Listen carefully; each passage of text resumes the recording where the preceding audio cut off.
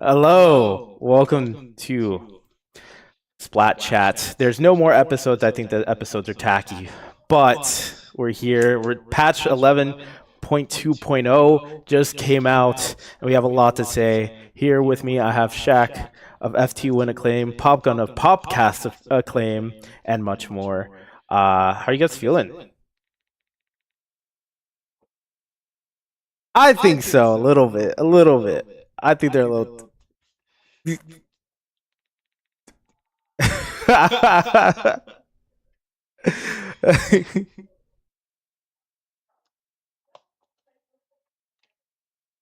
Oh, absolutely.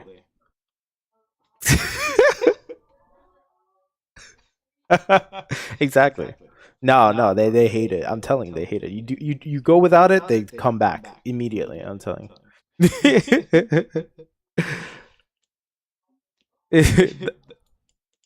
Exactly. I mean, honestly, I just lost count. I didn't feel like counting anymore. That's the truth. How about you, Shaq? How you doing?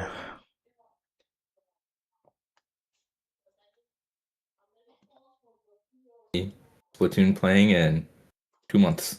So 2 months. Wow, yeah, that's a while. Retirement's treating you good. Retirement's treating you good. yes. That's awesome. I only come back if FTN needs me, and I pray that they never need me. But then they end up needing me. I almost came back.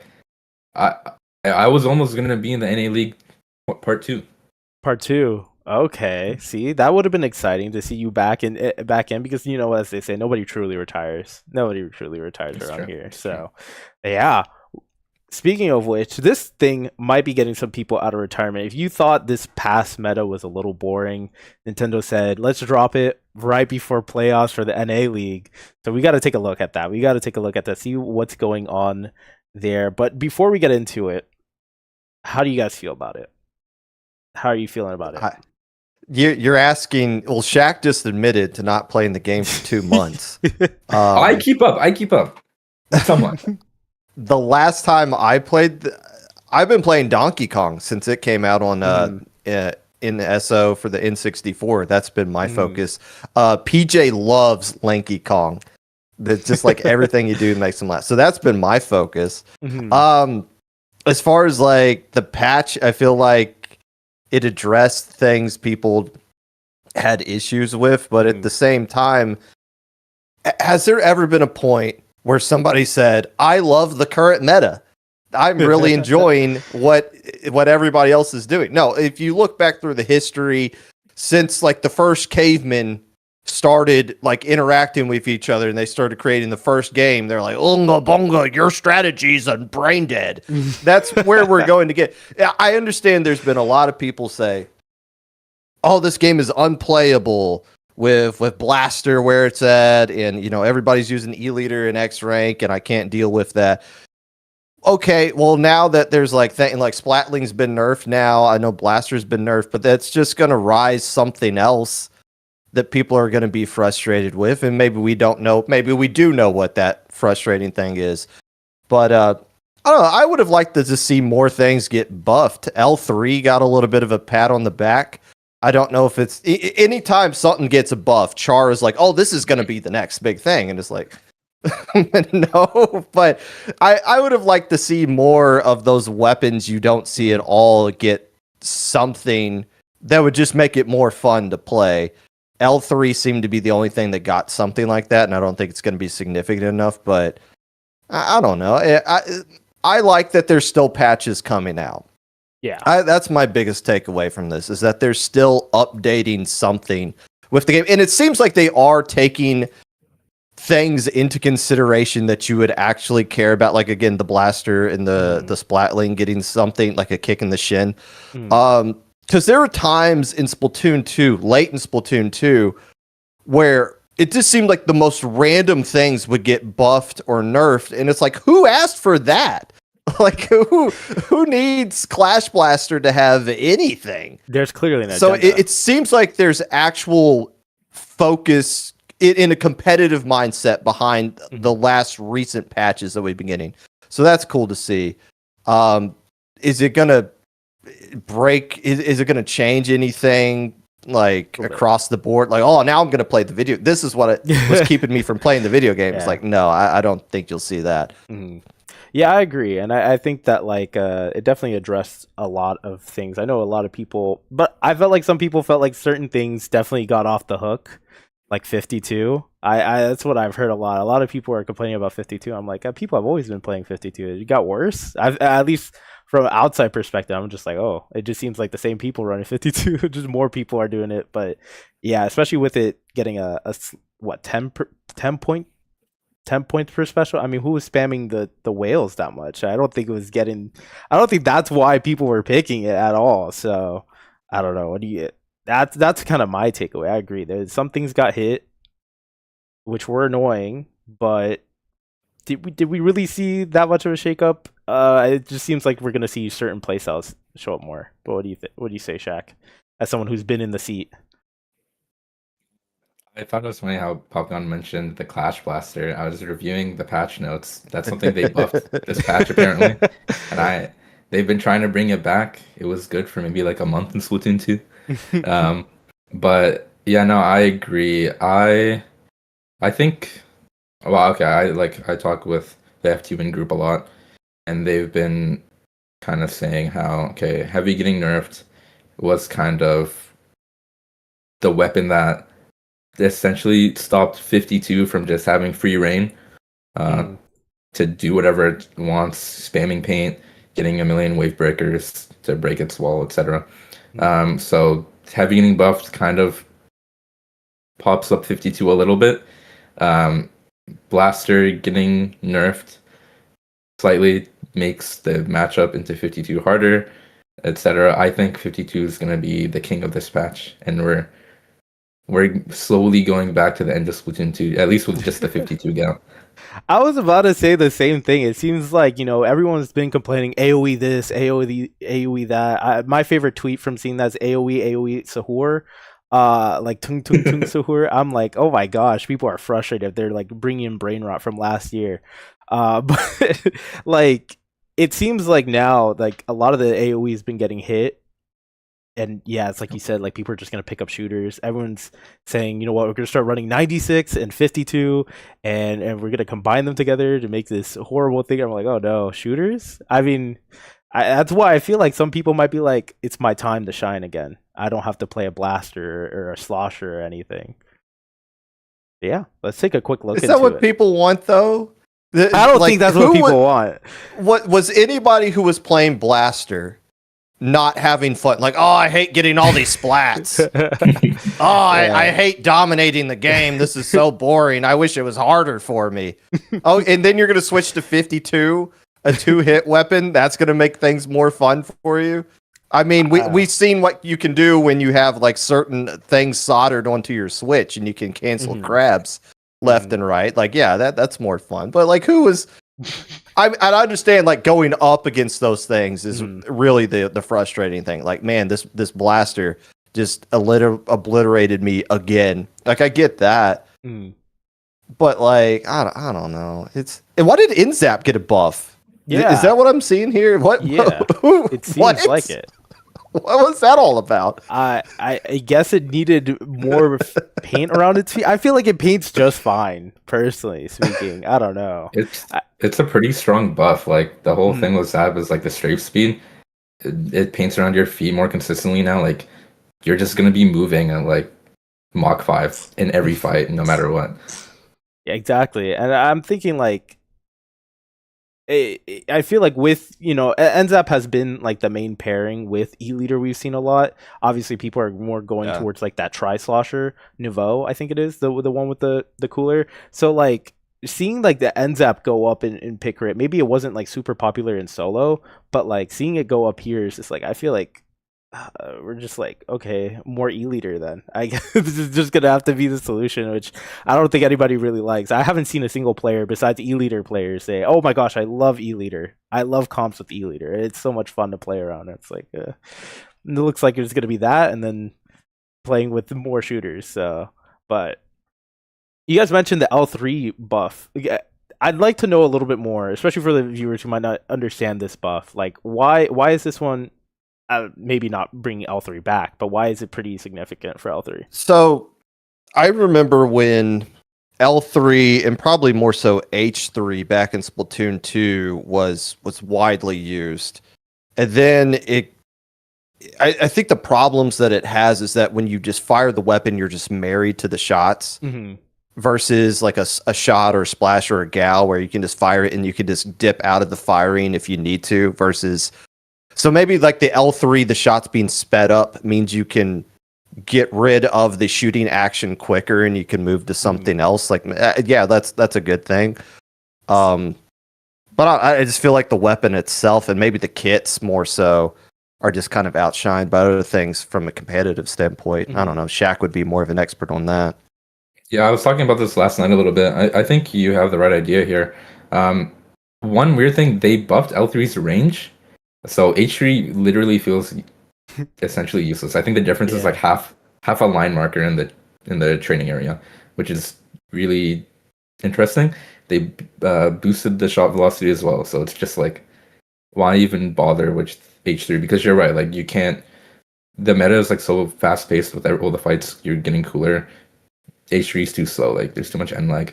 And I think I agree with you. I think L3 will be like a very good solo queue weapon.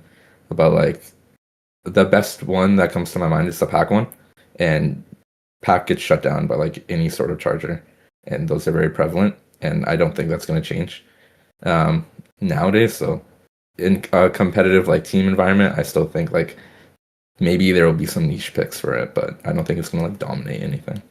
Yeah. Well, here's where L3 and H3 are both going to shine in the competitive scene. When you got those tournaments that are like you have $20 and you can spend certain much, that's where H3 and L3 really shine in those, because those things are typically cheap. And you see the people that are like, I've been waiting years to bust my H3 back out, and I could do it for $2 so someone else can use E-Leader or something like that. That's where it'll shine in the competitive scene. 100%. Yeah, honestly, I feel like there are a lot of like people who are like, man, if L3 and H3 were good again, I'd be back. I'd be back in my prime.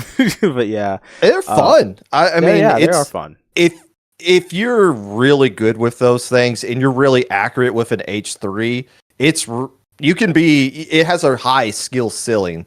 But I mean, yeah, there's just no place for it with how fast paced everything is right now. And man, I just wish Inkjet was better because it's so cool to see. Sorry, I'll take the lead. We talked about patches that everyone likes. I mean, the grass is always greener on the other side. People always complain, no matter what. But then sometimes when a meta leaves, they're like, actually, this meta wasn't so bad. I wish we could go back, right? One thing that gets talked about a lot for at least Splatoon 2 was everyone loved the Inkjet pack armor meta, because everyone's just spamming packs, fighting each other, dueling in the sky. I do agree that I don't know, actually, now that I'm thinking about it more, whenever I play against Inkjet and solo queue, it's very hard to deal with when you don't have one of your own. It feels very impossible. It's a fun special. Maybe, if it becomes meta, I think it would shake up the game. As long as I have one on my team in solo queue, then I'm fine. Yeah, exactly. They have the little sky fights. They're the little dog fights in the sky, and then you just keep playing your game. You just watch it in the side because it's like entertainment. Just bring out the popcorn. You're just like, peak gameplay. They're just shooting each other. But yeah, like I think a lot of people have said that they're essentially like making the most boring things interesting. You know, I mean, they did. I mean, we'll get to it, but like they gutted like V heavy or heavy in general is what people are saying. So, which is a nice thing, but like you guys said, like 52, it's like you know, is that as exciting as maybe Sword, maybe a jetpack? I don't know, but. We'll see. We'll have to see if it'll provide more interesting gameplay. But we also have. I'm gonna ignore the Brella here because it's just in the way. But they reduced the scatter shots while jumping. For most of the blasters, Luna Blaster, Clash Blaster, a lot more for Clash Blaster, and then Blaster got a little bit of 1 frame. I think is just 1 frame end lag on shots. So. To me, it seems like, well, I don't know how to read patch notes. I'm going to be honest with you. You guys have to let me know. Is this a nerf or a buff? I have no clue. Reduce the scatter? in my interpretation, that would mean if you fire while jumping, it's going to be 13% more likely to be more accurate to what you're trying to do versus that would be my interpretation of it. Oh, okay. Yeah, no, in which case, right. these guys are happy.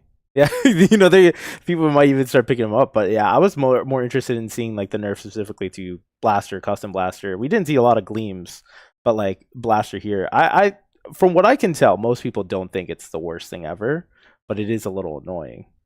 And I don't know. What's the verdict there? Because I think it's. I mean, it's all right. It's pretty good. It'll definitely help in a lot of situations, but it's just a frame. I think I don't play Blaster enough to where I would ever notice ever. I would assume that of the 12 million copies of this game that were sold, 11,999,000 would never know. Yeah. But I would assume maybe Gray would be like, oh yeah, like this is massive for me or something. But I don't know. On paper, it doesn't seem like I can't even think one frame fast enough to figure out what's going on. Exactly. But it has to be something, because why else would they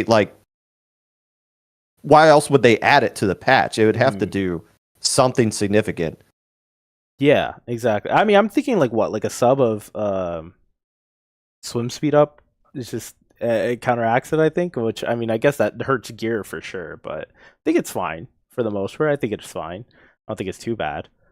But the blaster to definitely get the biggest hit, which is confusing to me personally, because I mean it was all right, but like why is it the ink recovery on Rapid Blaster Pro 1/6 of a second? If one frame was nothing, I feel like 10 frames is like the Grand Canyon.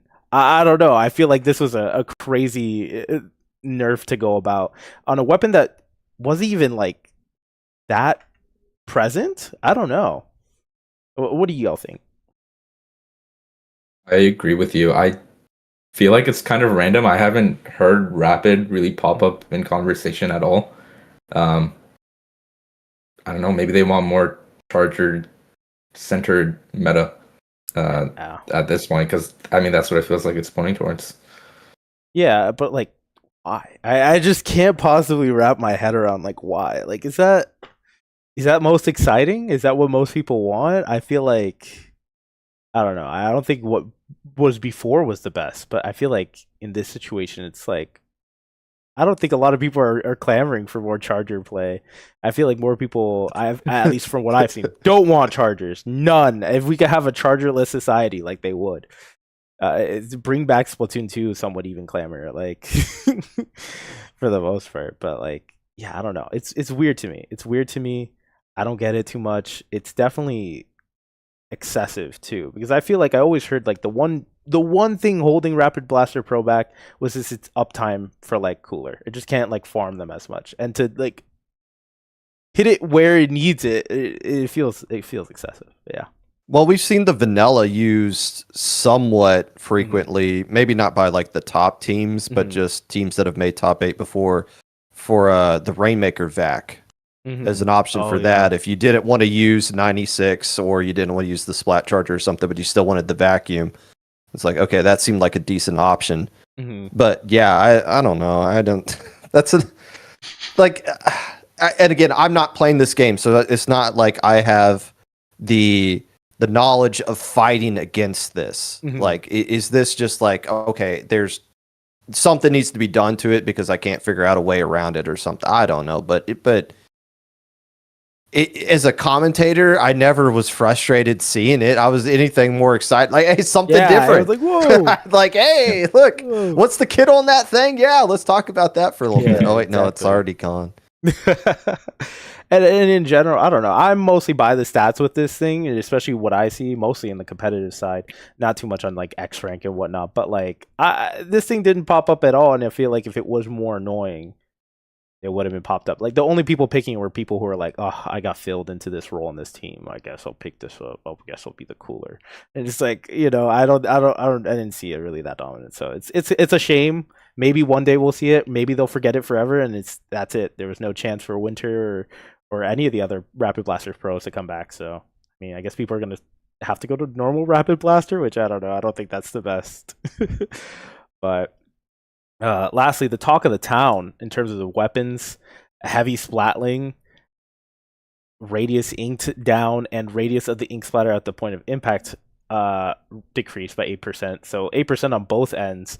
And I don't know. I think given how bad I saw a lot of screenshots of like end game stuff, I mean, like I'm talking like 3K paint, 16 specials in like a 3-minute game. And I'm like, whoa. I didn't even know that was possible. I didn't even know that Heavy could do that. So I think this is fair, but like, is it completely gone? Is my question. I don't think it's completely gone, but it's hard to say that it will do well.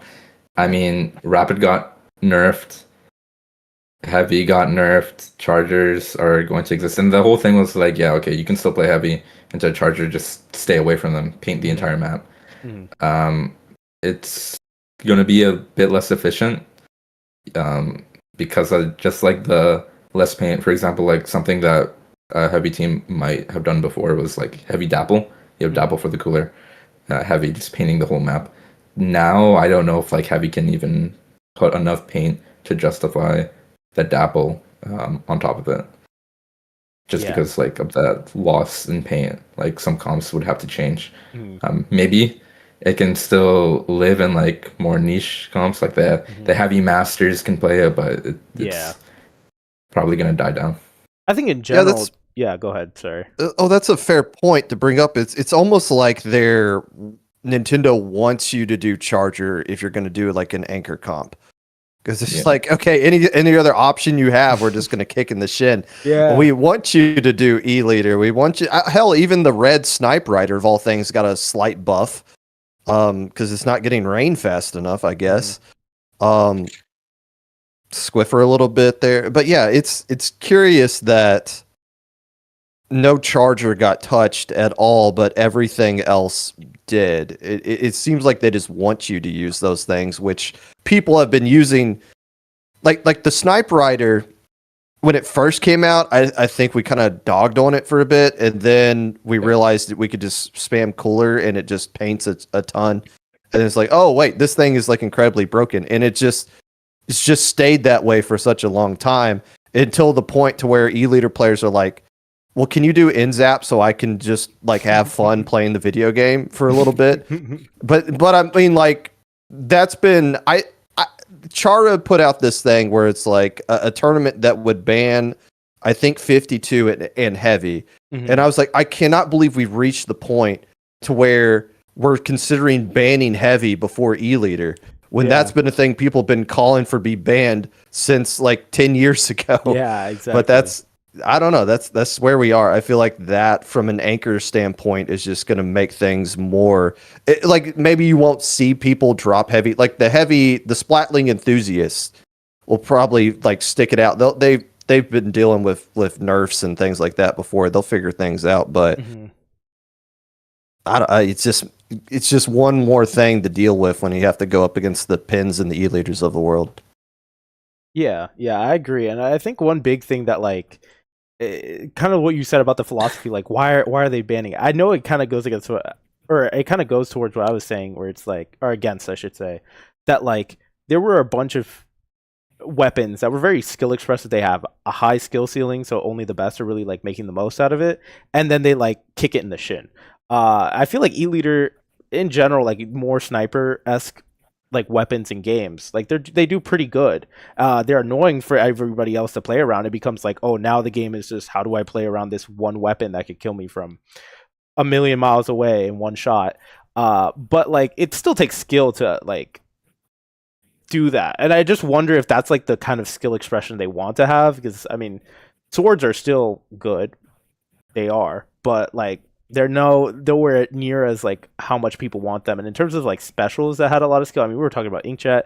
Inkjet hasn't seen the light of day in a while. Zipcaster has never been extremely good, and a lot of these like more skill expressive specials always feel like they're getting cast aside. But it feels like E-Leader is the only skill expression that like Nintendo really likes. It's like, I like this one. It changes the game in interesting ways. I don't know.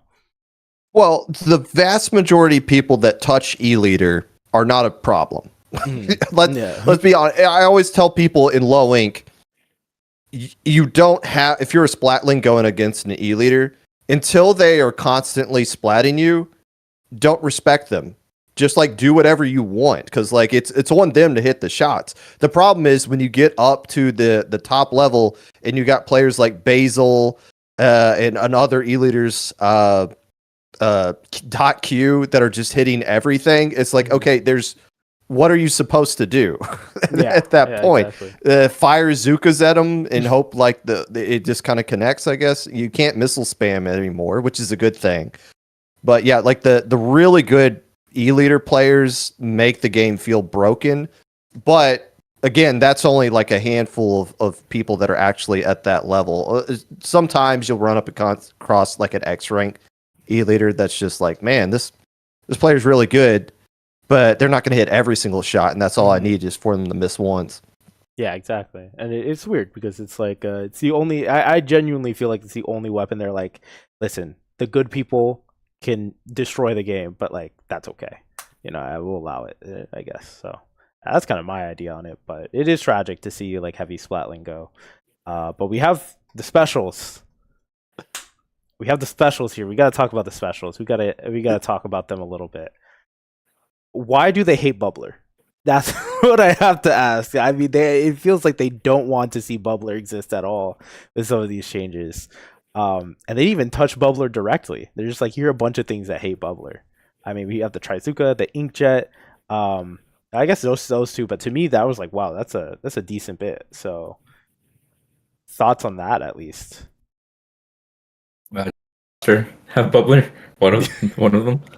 I mean, I don't know if that was the one being played a lot. I think it was actually maybe the Splash on one. I don't know. I can't say for sure. We're talking about like things people complain about. I think the way Splatoon is designed, you get rid of one thing that people complain about and something else just takes over. You get rid of chargers, heavy becomes the next miserable thing. You get rid of heavy, now everyone can play 52 and is the best player in the world. Just the way the game is designed, like maybe like if H3 is the best weapon in the world, people would be like, okay, that's cool. But then they'd be like, oh, it's too hard to play H3 or it's too slow. Then now the meta is too slow and not fast paced. It's just impossible to come up with something that kind of like appeases every group.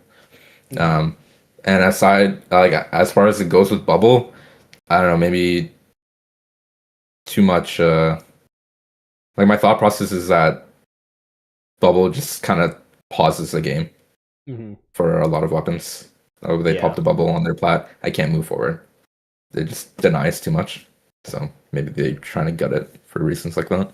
Yeah, but I feel like it's like you said, it's one of those things where, like the game is pretty fast paced as is, and I guess it's Nintendo's way of saying we want even more fast paced, but I feel like Bubble was one of those things where it's like, yeah, exactly, let's pause the game a little bit, and it kind of allowed for people to build comps that allowed things to breathe. I mean, I think there was one comp in, I think, Global Gauntlet 2, where like I think the Japanese teams were, I don't know, I think they were messing around, but they had like 3 bubblers on that team and they were playing it well. They were just cycling the bubbles in like one spot on the map, especially considering a splat zones. You just do that. How are you getting through that? So I can see why that's a lot more of an issue, but like I feel like it was always a good solid option, but not like every game. I don't know. That's kind of like how I was seeing it. It was at a point, but I feel like the meta shifted to where it didn't need that. I just wonder where they come up with the idea for some of these things, because like they obviously see a bunch of data we would never even know exists. Like maybe they have some sort of all this data that suggests like, oh, bubblers are just living forever in these solo queue lobbies, and we need to do something about that. Okay, well, let's make Booyah Bomb and Inkjet, and it's like, well, who's firing an Inkjet at a big bubbler anyways? That's how often is that happening? So I wonder. I doubt they're talking to players, because you shouldn't cater these towards the competitive crowd, because that's the vast overwhelming majority of people who bought the video game don't even know competitive Splatoon is a thing. So they're not going to care one way or another if this like affects somebody's tournament or something like that. So I just wonder, like, but at the same time, if they brought in like a Melon or one of these other older, I wouldn't bring in like these teenage Japanese players that are destroying us. Like, let's bring in some of these older ones. Just bring them into a conference room and be like, what would you like to see? Like, what makes sense? Because some of these things, like the heavy, like the blasters, like the some of these things seems like it makes sense from a competitive standpoint. But they also focus a lot on things that are just like, okay, this has to be like an issue they've recognized in solo queue lobbies that's making people say, oh, I'm going to go play Fortnite instead or something like that until these big bubblers, I can get 33% more damage with them with my Zipcaster or something. So I'm just, and we'll never know the answer to that, but I'm just curious, what is the thought process for some of these things? Yeah, it's actually good that you mentioned that, because I don't know when I saw this was like forever ago, in like League of Legends or something, but it was like a discussion on like how do you balance a game for like the best players or like the competitive players, but also balance it for like people of lower ranks type of thing. So maybe like the thought process is bubbler is like really heavily used at lower levels and they can't deal with it.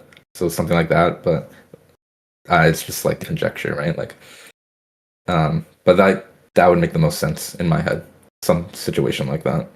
People are playing junior a lot in the lower levels and spamming bubbles. Yeah, I mean, in all honesty, you could be onto something with that. Yeah, I actually agree with that. I think I've seen that too, and I think that is a real aspect to it. I think there's also like a knock-on effect as you go higher up, because it's like you mentioned popgun.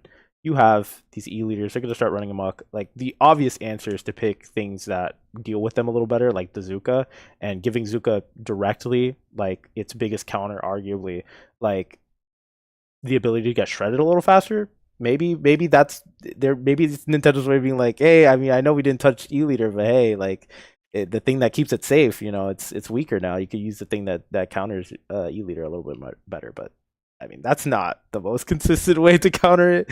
I mean, relying on a special to counter a main weapon is it's not the greatest strategy, but I mean, it's something. So yeah, I think Unless that they also go ahead. You got it. I was just saying, unless it's missile. Yeah, true. Missiles. A weapon that can do anything technically if you can spam it enough. Yeah, I forget missiles are in the game, which is arguably for the best. I don't think I don't want to think about missiles as like a viable strategy, but it's there. It is there. I didn't play through the worst of missiles. I don't want to have to ever see the worst of missiles. I'm fine with that, personally speaking. But yeah, so another thing that seems a little, pointed, I'd say, is Booyah Bomb. Booyah Bomb now doesn't get affected by Splatanas as much, so that's kind of like an indirect Splatanas nerf. But I don't think a lot of people were saying good things about Booyah Bomb in the first place, and if anything, like, swords were a good answer to it. Now it's nerfed a little bit. I don't know. I mean, I don't think this is going to increase Booyah Bomb's playability. It's a nice thing to have. I mean, it's already a special that gets used a lot, so I mean, I don't know. I throw this under quality of life. Same thing with Zipcaster. I mean, you're gonna get a lot more zips with Zipcaster. Maybe not a lot more, maybe one or two more. But like for Zipcaster, that's meaningful. Splatter color screen. I mean, we're not gonna see a lot of splatter color screen. I mean, maybe an NA league, which they don't really, they don't have the community rules that we do. But yeah. I mean, I have heard that people say that splatter color screen could work against E-leader in a tournament where they don't have any restrictions on that. I mean, this could be a good. It seems like to me, hypothetically, maybe they are just creating better counters for E-leader. To me, I don't know. That's that was kind of what I'm getting at. When screen first came out, and I don't know how valid any of this was. Maybe Shaq would know more, but I remember people talking a lot about how screen could be maybe not a counter, but at least a hindrance that you could throw towards a snipe rider. But yeah, in increased range to enable it to be set up farther away than before, like that can only be a buff, I'm assuming. Yeah. But like, Why aren't they gonna make it to where it doesn't actually hurt you IRL? Yeah, Like, exactly. like this. That's the frustrating thing about it. As you mentioned, it could be competitively viable, and it could open up a lot of additional weapons to be played. But I mean, it's rightfully ruled out in most circumstances in the community just because it's so crazy how they just let it be how it is, despite like the public backlash it's been getting because of what it does to people IRL. Why can't they just fix that? Just make it so it like it just seems like there's so many creative solutions they could have come up with and they just don't have any. And that kind of sucks, but yeah, it could be something. But it also, like, whenever you see it in the league, it almost feels like you see somebody say a word they're not supposed to say whenever you see it being used in a tournament. It's like, oh, are we supposed to like mention that there's a splatter screen in the comp? I don't know how to talk about that. Yeah, exactly. I imagine this is one of those things where it's like you don't mention it. I mean, it's legal, it's allowed in the tournament. You just better hope it doesn't affect anybody. For camera operators, yeah, because you don't want to like have it show up on screen. So if somebody's like going up against a screen, immediately switch to somebody else. Like, it doesn't matter if they're in spawn. Just don't let it show up on screen. Yeah, exactly. And it's like, but I mean, in tournaments like those, I mean, hopefully NA League sticks around. But if that's the case, that's maybe something to consider. And I don't know, metas can change based on the tournament you're in, which is crazy. I don't know, because of what's allowed and what's not. Although I would imagine like 80% of tournaments it's not actually relevant at all. So yeah, I think if you run it on Cindo.inc, I think that's just an automatic feature regardless of what your tournament is, and rightfully so. Yeah. But yeah, obviously the overlords wouldn't have a rule about that. And made it. Yeah. Yeah, but you can't wear a Splatfest tee. Don't you dare. Oh yeah, you can't wear show up with that. Tee. Oh my gosh. Forget that's a rule. Oh my gosh. And then Crab Tank, I don't know. The consensus I've heard about Crab Tank is that this sucks, unnecessary, just like some of the other nerfs here. But like it didn't really affect it that much. People are still using it. Might use it less. Certain weapons won't get picked just for it, so like Splash getting another like kick in the shin. But aside from that, I mean, I don't know. I heard it hasn't been affected that much. I haven't heard anybody say like it's over, it's dead, I can't do anything. And if they are, they're gonna find something new to play with. All these other specials got buffed, so I think that's a general good thing for it. And last but definitely not least, we got to talk a little bit about some of these special things. And I specifically want to point out the Slosher and Order Slosher replica, because I saw Kyo decide to make an entire funeral stream for the Slosher, and it brought on multiple the top Sloshers, mostly Soldier, and just be like, let us mourn this. And I'm sitting here, I know it's funny, and I was laughing, I was watching it, but like, is it really that bad? Is it over for Slosher? I mean, 220 is bad, don't get me wrong, but like, I thought people used it for more than just the strikes. Yeah, 220 is bad. You don't really see anything go past 220. It might be a bit of an over-exaggeration. It's probably not dead. But I can see it obviously, I mean, every 10-point nerf to getting your special adds up over like a 5-minute game, right? Mm-hmm. And for Slosher, sometimes like that one extra slosh can be more important than a shooter who has to shoot a couple of bullets, or like a charger who can shoot across the map to like get the paint. Maybe. Yeah. I don't think it's dead. It's a very, very strong main weapon. So I think it'll be fine. But strike spam, I guess, is going to be less prevalent. Mm-hmm.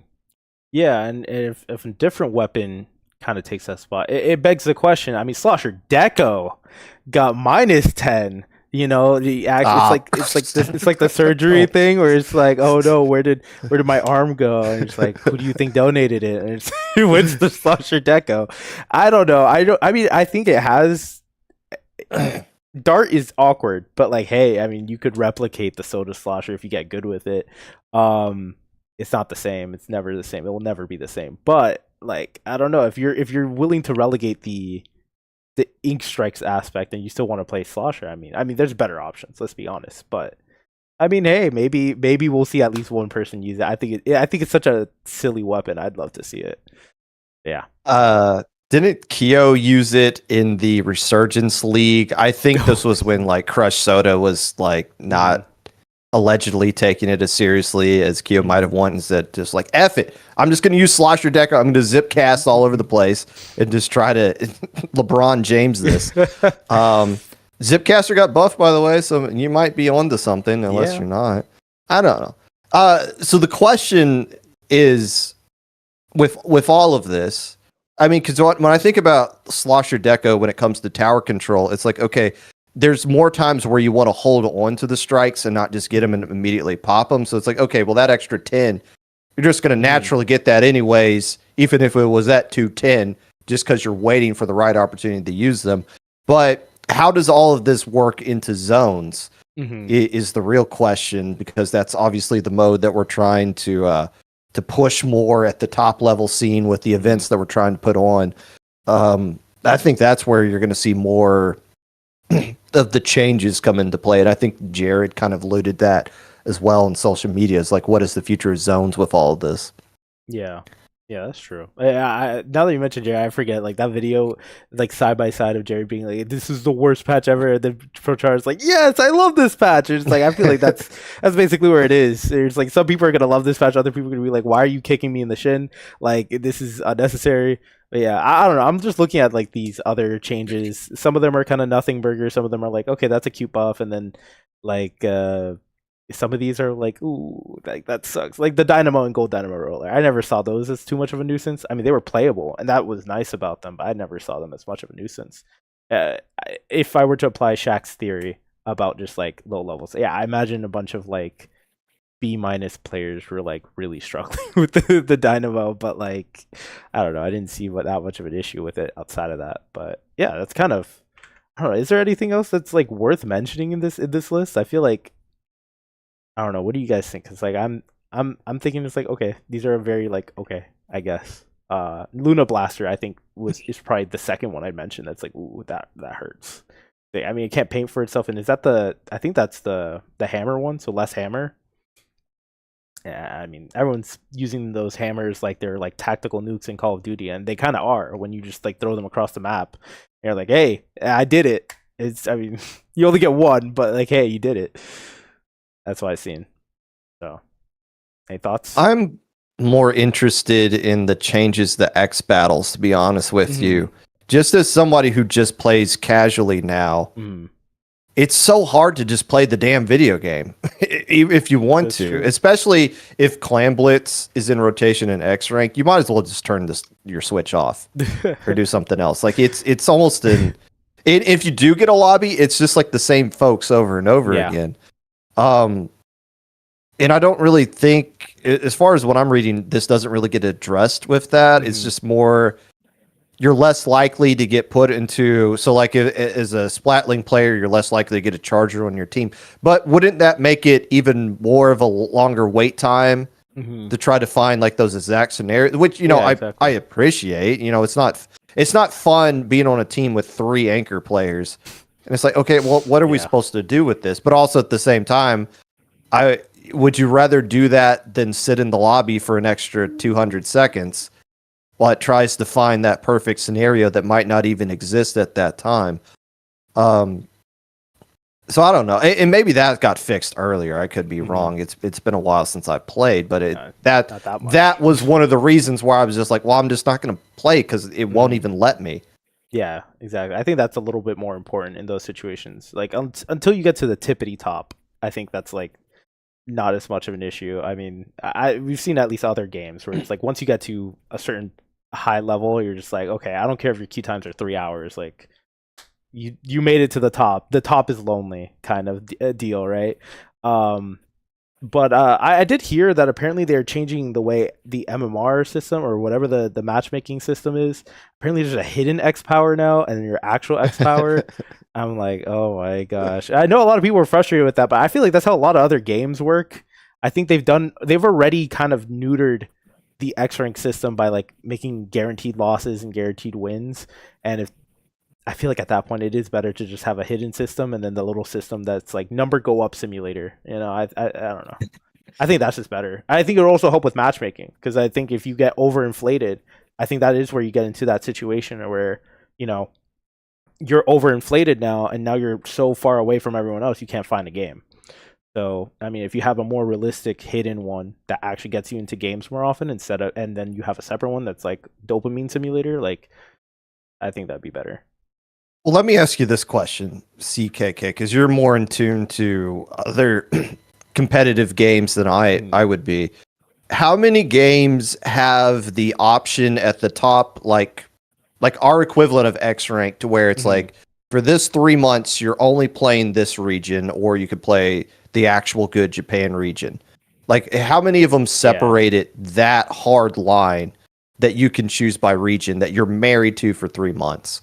It's more like your account is married to it most of the time. It's like you make your account in a certain region, and your account is that region, and you can't change it at all. Kind of like what the Japan players have to deal with. They are in that region. They're assigned that region. They're kind of stuck there, and then if you want to change it, you have to call customer support or something like that. So like, it's like very rare that like they let you hop regions like that. From what I've seen in other games, it's just like you are the region you are, and you're stuck there, and good luck, climb the ladder there. And if you're in like, not to kick OCE players while they're down, but like every Oceania player, no matter the game they're playing, they're always like, oh man, nobody's playing the game, and it's like, convince more people to move to Australia. I don't know. Like you got to figure out a way somehow. So yeah, I think that's the thing, and I think it is. In an ideal world, we just put all the NA-EU players, or give EU their own server, have NA have their own server. Maybe there wouldn't be enough people, but like at least keep them in, because now like it doesn't mean anything unless you want to play like 300 ping versus like really good players, I guess.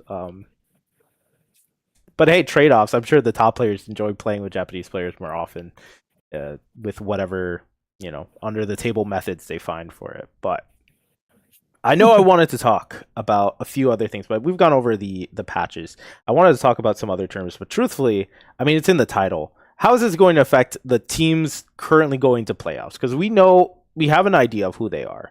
I'm pretty sure. I got to go find that image, right? But like, we know who they are. We know what they play, and truthfully, for some of these teams, they are getting affected by some of these changes. So who do you think is the real winners and losers in terms of the teams that we could see from this patch, having to like really scramble this last week to really get scrims going and change the way that they play? I don't think Moonlight got touched at all, because I mean, what do they run now? They run leader.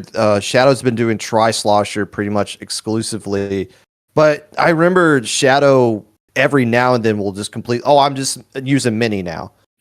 Oh, I'm just gonna drop 10. Maybe InZap gets put into play now with that. Mm-hmm. But just thinking off the top of my head of like who uses what specific weapons, I feel like Moonlight gets off free here, because nothing they use, or at least have been using, gets switched. Who's using blasters consistently? Not Milky Way, right? No, I don't see them using blasters much. Not Cream Soda, I think. Not Cream Soda.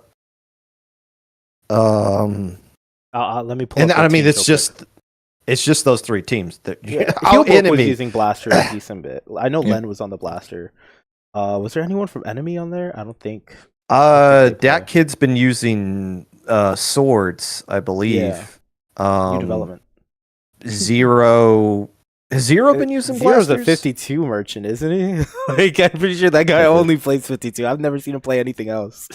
I think it's just Thunder and Len. Yeah. Thunder, right. Yeah, that's right, Thunder. Okay. I think that's just those two. I mean, but Thunder's good on the dualies too. Like, I could see Thunder just like hopping on dualies, and dualies really didn't get touched that much. So. And I don't see Len caring. Well, I mean, Len's gonna care, but it's not gonna deter. Like, okay, I'm blaster, ride or die with blaster, no matter what. I'll make it work. That's how I see Len with that. Yeah. I think the big loser is Milky Way, because they like their heavy comp, and being nerfed. 52 gets stronger. Jared is a dually player. He doesn't like 52. So they're the big loser of this patch, and then I think the biggest winner is Cream Soda because you have the best shooter player in our scene on that team, who happens to love 52. So I think that might matter a pretty fair amount in the finals. Yeah, because go ahead. Sorry. I was just gonna say I didn't think that Milky Way really had competition, but then I mean we talked about it a bit before. They haven't played against Cream Soda once actually, the entire league. And even if they had, Goss wasn't there for the weeks where they were both playing. So now that Goss is playing, Hexen subbed out, it's a very strong team that they have to be worried about. Yeah, I was gonna say that it's kind of scary because obviously we look at Milky Way, they literally sped ran their way to the top of the leaderboard to be top seed for playoffs. But the only two teams, again, not to throw shit. I mean, Moonlight put up a good fight last season, but right now they don't seem to be in form. But I mean, neither were they last season. They just kind of showed up for playoffs. Maybe that's just their signature. They're just gonna show up for playoffs. But outside of Moonlight, Cream Soda and Enemy being the real contenders for Milky Way, and then they both have 50 or no. Enemy does have a 52 on the team. So does Cream Soda with Goss. Those are no slouches in terms of the 52s. And if 52 really does feel as good as people say, I mean, the patch is still early. People haven't figured it out completely. But if it is as bad as people say, I mean, Milky Way's really got their work cut out for them. I think that's going to be very scary to watch because again, I mean, maybe versus Enemy, they have a lot of footage on. They have a lot of opportunity, play time against them and whatnot. But against Cream Soda, I mean, maybe in ladder, but outside of ladder, they haven't played each other. And I was thinking that same thing without even the context of the patch. I was just thinking, man, this face off, if they do face off in the playoffs, it's going to be really something special. Yeah, I agree. I think Content Can is also. I think Pika might play Blaster. I think that's someone I forgot. Oh, okay, yeah. Pika plays a million weapons though, so it's kind of. I was going to say, I feel like a lot of people playing Blaster just kind of are playing because it's a cool thing, not because they're dedicated. Besides Len, of course, like you said. Yeah. So we're gonna have a conversation about the NA League later. So we're gonna have that. We're gonna speed run almost popgun style. I wish I had the music on the Now or Never music to play as the tournaments of the week, a la Popcast style. But there is a few things we gotta touch on, and honestly, I don't have a lot to say about them, so it's kind of good that we just have them there. Not to say that they weren't big tournaments. I mean, we had Global Gauntlet #2 come around. That was a fun tournament to watch, as always. I mean, as you say, Popgun, who doesn't enjoy watching the best of Japan versus the best of the West? And the only side that I think that made it a little uninteresting is that we saw more of the same. I think in terms of results, overall results, obviously individual teams, individual players, they really had their standout moments. But overall, if we look at the set count, West versus Japan, it was Milky Way. It was interesting seeing them because we haven't seen them actually do well into international competition in quite a while. But we also they performed as well as FT Win did, and FT Win wasn't there, so it just felt like they were FT Win for the day, or really in terms of their performance. And they definitely had their troubles facing a lot of the competition. It's their first time doing so in quite a while compared to PXG, who had a lot more reps going into it. It just seems overall, between the two Global Gauntlets who came into it with that kind of prowess, and then it seems like there's going to be a long road ahead in terms of actually making improvement past that. But I don't know. What do you guys think? The Global Gauntlet as itself is such a cool thing. And I'm glad that Ellie and the rest of the Splat World Series crew have found a way with our connection that we made last year with the Area Cup folks to make this a thing. The problem, as we've kind of found out through last year's Splat World Series and through a couple of these Global Gauntlets, is we got some top talent that can go up against Japan when Japan is taking it seriously. But we had 8 teams for the Splat World Series last year. There's not 8 teams in the West that can play in something like this legitly. Do we have 6 teams that can do it? Yeah, but the problem is, can you get those right 6 teams to be available at 11 o'clock on a Friday night and be ready to go and playing at your peak there? Then the answer with that is no. So you get a lot of mixed matches. And I'm not of the mindset of, oh, let's put every team on stream once to be nice. And it's like, no, the audience doesn't want to see somebody get curb stomped. And some of these teams aren't taking this seriously from Japan. I did a replay cast of EZMD versus, I forget who they were playing against, but it went to a game 5. But as we're like casting it, we're realizing why it went to a game 5, and it's like, oh, this team was like not taking this seriously until they're down 2-1, and then all of a sudden the roller 1 trick actually switches the roller and just puts everybody on EZMD on a poster for 2 straight games. And it's like, okay, well, that's anticlimactic. Yeah. You know, you think like, okay, there's some ground being gained here. We're also like counting the wins, not in the matches, but just in the games. Like, oh, look, there's 4 wins for PXG. That's 4 more than 0. That means improvement. Kind of. It's like, well, no, the point is that these 2 teams are playing against each other, and you've never seen this in an English cast before, or at least you haven't seen it in several years. But if we were to take the 6 teams, if you were to just get rid of the qualifiers and you were just invite 6 teams, and there's all kinds of issues with that, because then it's just like, okay, well, when does a team stop being something that you shouldn't invite and you should invite someone else in their place? The 6 teams would be what? PXG, FT-Win, Moonlight, Milky Way, not in this specific order, EZMD, and then your 6th team would probably be like what's left of Cream Soda with Goss left, and you just have Hexen in. And first off, you're not going to get all of those 6 teams because they're not all going to be available at the same time. But it's like, once you get past that list, then you're looking at some kind of pickup that, you know, like new meta, kind of a pickup like that. And I'm not sitting here saying they don't deserve to be in there, but like, there's only so much butt whooping you can watch before you, as a viewer, you're just like, okay, I've had enough of this. And that's the problem, is you want to see the West be more competitive, and you want to see Japan actually try. You know, like, we don't want to see them memeing on anybody. But the more that these events take place, it's not so much, oh, the gap is going to close, because I don't think the gap is ever going to close. But what you're just going to see is our players get more experience and have a goal to work towards. And I know I'm rambling on at this point, but the reason the Splat World Series started last year is because it's like, okay, I'm kind of tired of seeing Starburst and FT-Win just like dominate everything. Like, what's their motivation? Like, to beat each other again for the 100th time?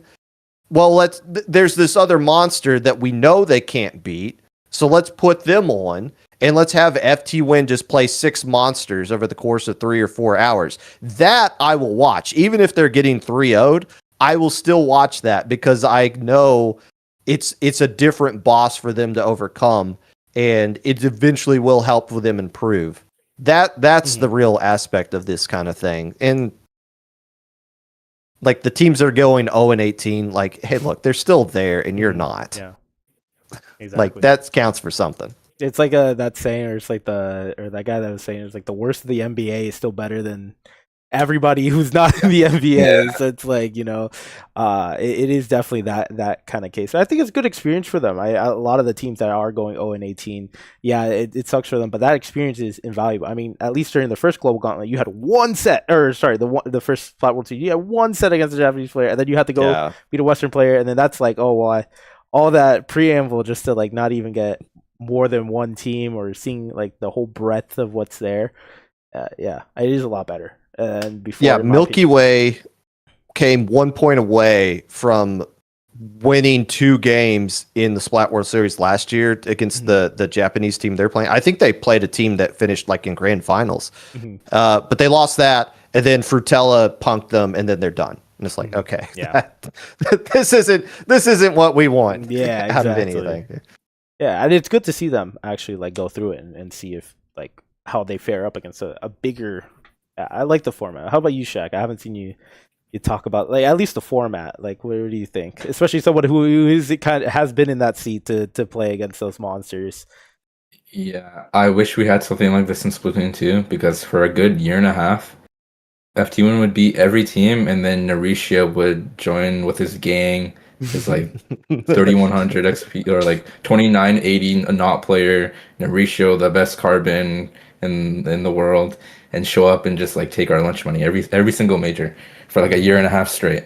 It was just Narisha doing that, and we were like, we there was like a series of tweets where like, if we could play against these guys, we think we can do it. We had our best showing once when it was like a 2 week span. There was a tournament called, oh god, it was by GSM, a really old organization. No offense to them. It was like you had to like pay to enter, type of thing.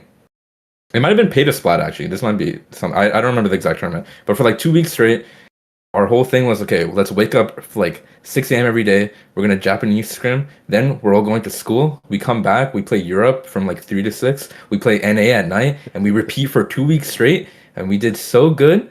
And after that, we're like, we're never doing this again because that was miserable, and we still lost the tournament. But Damn. we beat them, and we took them to like bracket reset. Okay. And we were on the winner side of that. So yeah, it felt actually worse because we lost. But I think something like this is so invaluable. I don't think it's gonna, like popgun said, it's not gonna close the gap. There are more factors. I think obviously the scene has gotten better. I mean, if you compare it to the SWS last year, but I think a big emphasis of, or like a big reasoning behind that is our emphasis on like X rank lately. I think that's like the biggest thing. But I don't think that it will ever propel someone to be the level as like these very top Japanese players. I think that's a bit unrealistic. But we can definitely get closer. Yeah. Let me ask you a question, Shaq, because I remember back during FT1's run in Splatoon 2 when you guys were grinding against Japan, and you were obviously like the top team in NA, Europe, whatever, in the West. When you guys were practicing against Japan, was it hard for you to find teams to go up against, even though you guys had like a name brand? Were there teams that you would reach out to and they'd be like, nah, you guys are NA, we're not going to play you at all?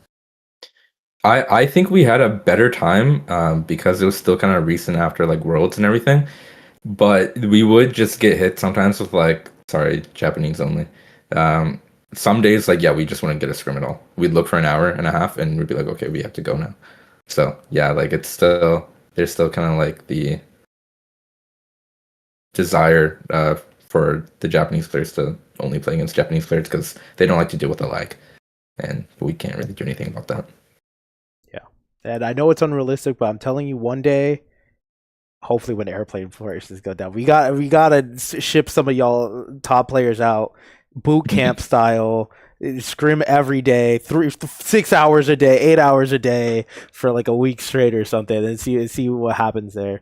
But yeah, I mean, I'd love to see that one day. That would be awesome content. I'm not gonna lie. You're telling me a Japan vlog and a grind session? Like, I'm sorry, that'd be cool. But hey, our best can hang with Japan on LAN. exactly. Jack, did you play in that match that was? I think it was Worlds with Nintendo.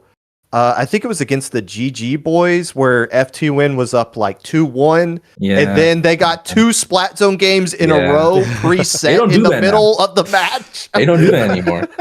Also, sorry, Nine brought this up earlier, so now I have to talk about it. L3, no one knew about that L3 was meta. And all of a sudden, we're up 2-1, and these guys just pull out double L3. It's meta for the next 8 months straight. Like, okay, like I guess they just knew. And they had their trump card. They were waiting for it. Yeah. They were just holding back. Didn't they use like double C-Jet at 1.2? Maybe I don't on like know. humpback. It was like they did like a double something that made they sense. did something really weird on a humpback. I think you're right. I don't know if it was double C-Jet. I think it might have been like C-Jet brush, which was like unheard of at the time. It was 2019. Yeah, no one's playing either of those weapons. Yeah, exactly. So yeah, I'd love to see more. I'd love to see it expanded upon maybe one day. Like I said, a boot camp for one team. I'd love to see it, but I know it's a little unrealistic, especially with prices. It's too much. It's too much to fly. It's too much to fly and passports and everything. No, never. But maybe one day, maybe we'll find a an angel sponsor, whatever it's called. If teams ever sponsor, are going to be like, I don't want anything except to fly to Japan for a boot camp for a week. That's the only stimulation. Stipulation. I'd rather see people fly out to Riptide. Oh, I know yeah, they've done too. that with Smash. I know they've flown some Japan players out for Smash to some of those events, and I'm sure that's a logistical nightmare. Yeah, it is. But like, if you had players from Japan come over and like fight a Milky Way or like a PXG pickup at Riptide, like we would go crazy for them. And also that would give us our first moment ever to actually cheer for Milky Way and FT-Win at a LAN. Not that we're cheering against them, but we're always cheering for the underdog. In that scenario, they'd finally be the underdog and we'd have a reason to celebrate them. You know what? You're right. You're right. That's a winning formula right there. Turn the other way around. One Japanese team boot camps over here, and we just all boot camp against them. You know what? I like that idea more. You're right. Just like how they imported Gray for Riptide. That was fun. That was fun to watch. Yeah. Last thing I wanted to touch on before NA League. Sendo Q Season 11 finale happened. Completely unremarkable. Otherwise, I mean, I think there were some interesting group sets. There were some interesting things here and there. Some teams fell short, but we kind of I don't want to say expected it to, but I was like, I expect you to get our groups. But aside from that, there was a new format. I thought the format was interesting, but doesn't seem like Sendo thinks so as much. 16 teams instead of 12. I don't know. I don't think it was the best format because I like the two groups. I like being able to watch two groups go against each other. Having 4 was a little much, but it felt very traditional. But I think Sendo Q Season finale is cool because it's different. But that's all I have to say. I liked it from the aspect that the commentary block me and Falco did was shorter. Yeah, 3 and done. Like, I could do that during PJ's nap time. That was perfect. Yeah. But it falls back into the same problem of the Splat World Series and Global Gauntlet. Are there really 16 teams that can make this interesting? Yeah. I mean, like, a team that's not going to make top cut in that format. I'd be interested in watching Sun Eater go up against another team around their skill level. But at the end of the day, it's just like, okay, this is just more cannon fodder for PXG until we get into the match we actually want to see going up against them. I think HDFG with Jared had some interesting sets. I watched back every single game from the replay, aside from 2 sets. I sat down, I did that on a weekday night this week because the patch was happening, and that was miserable experience, but at the same time, I was like, wait, there were some sets here that didn't get shown. It was unfortunate. But yeah, that aside. No more stalling. I don't know. I don't think there was anything really. It was really a nothing burger tournament. I'm sorry. Love Sendo. Love that tournament. It's one of my favorite tournaments in the scene. But like, it was very nothing burger this time around. As per usual, I guess you could say for the past few editions. But I think there were more storylines and stuff in like 10. I think 10 was interesting. But yeah, we're gonna head on a break real quick. We're gonna come back with Falco and we're gonna start talking about everything NA League leading up to it. I know we touched on it a little bit, but we have a lot more to talk about, so we'll be right back.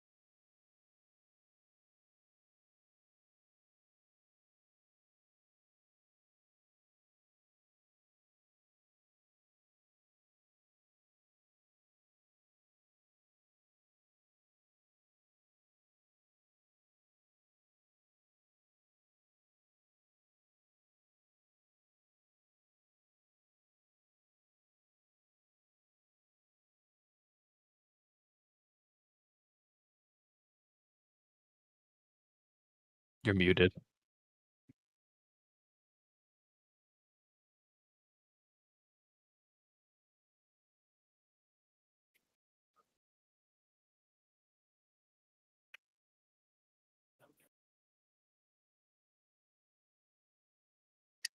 I'm good. I just want to make sure chat can hear us. I know someone said we were muted, so I muted my see eye. if we get our ducks in a row here. I keep muting the wrong thing. I was muted. You know, well, I said welcome back. Hey, as a streamer myself, well, former kind of whatever, but I understand the precaution of making sure you have everyone muted. So yeah, no judgment here. But hey, we're doing good. Happy to be here on the Splat chat. I feel like I haven't done anything in the Splatoon community that wasn't Nintendo adjacent in a long time, or for Ludi Tonight Splatoon tourneys. So happy to be here chatting with you guys. Yeah, we missed you. It's been a while. We missed you. But yeah, we're doing good, and it's time to talk about NA League because there's a lot to talk about. Like I said, we're in playoffs. There was a season. Give me a little bit of a season recap because we didn't talk about it too much. Tell me what were the highlights, what were the lowlights? You gotta tell me exactly. Catch me up here. Like, what is this season going to be remembered for? Kind of thing? Well, hey, you seem to have the most to say, Popgun. I mean, take it away. Take it away. I was going to say Popgun does because he was the first one to throw a chuckle in there. But so obviously this season around, there has been more curveballs kind of thrown our way. But all said and done, Milky Way is really the top dog, and nobody has been coming close because for Milky Way, every time they've competed in this tournament, they have been awarded 100 points. Did they win every tournament they played in? Technically, no, they did not. But as the points allow and as what has happened, that is kind of where we're at right now. And it makes sense. They are the best team. The runner-up, which we would assume going into this league, would be FT-Win, but they're not competing this year. They played in, I think, maybe 2 qualifiers, and then one. Thank you, Shaq. And then decided, hey, like, this is not for us. I know Keo posted about that, and it makes sense. It's a gauntlet of a league, no pun intended with Global Gauntlet, but there's a lot to kind of take in for a lot of these teams. Popgun and I were commentating the very last event, which happened this past Saturday, where Hypernova was in that 8th seed, and we're like, oh, there's like 6 teams who could finally take this spot. What's going to happen? It was really exciting. Like, Popgun 9 and I had a really good time, and all said and done, Scuba was able to swoop in and get that spot. So we have good teams who are competing this time around, and of course we had good teams last time too, and a few similar names, a few similar teams, a few roster changes, if you will, as well. But for the most part, it's a lot of the same players who are playing this time. I think the big team who's playing this time around that we didn't have before is Healbook, and I'm really excited to see how they will participate and play. And they haven't won any of the weeks, but they've gotten, I think, 3rd place 3 out of their 4 times. So competing against the remaining 7 teams, I think will be a lot of fun that we see next weekend. Yeah, Healbook is the team I look at as if there was a most improved, or like I'm happy this team took care of business this time around, was Healbook, because they either played last season or played as Free Flow. I can't remember what their name was. Essentially the same players for the most part. And they were just like so frustrating to watch, because there was one week where they beat FT-Win in ladder, and I know it's ladder, but still, they did that and didn't even make top 8 that week. And it's like, gosh, why? But now that they came out 4 weeks, what was the worst they did? Did they do like 5th one week? But they were fifth in week 7 was their worst showing. So yeah, that was pretty much it. Anytime they participated, they made top 8. Yes, and they did. They didn't just make top 8; they actually did damage in there. And I think they got 85 points at least 3 weeks in a row. So yeah, I was happy to see that they played, because they didn't show up until week 3, and that they were actually good which is they've been so back and forth between good and giving away free +2 results to whoever. And so it's good to see them be consistent this time around. Well, other than Milky Way, they were the only team to play 4 times, and that's it. That's all they played. So, other teams, even including Moonlight, Cream Soda, including Cream for no Soda, they reason. played more than 4 times. And so Heelbook was like, no, we're getting our 4, and again, didn't play in week 8. And of course, you place 3rd place 3 times. That's pretty good, but it just goes to show that they were very comfortable in the position they're in. Because a lot of these teams, I think especially for a Heelbook team, they're not fighting to be a 2nd seed, a 3rd team. They're fighting to get in the top 8. They don't really care where they are once they are, because they just know that once the playoffs happen, that's when the real true blood gets drawn. So Heelbook did exactly what they were supposed to do, and they made the most out of this league, in my opinion, and playing the bare minimum that they should have. So I'm very happy with how they did.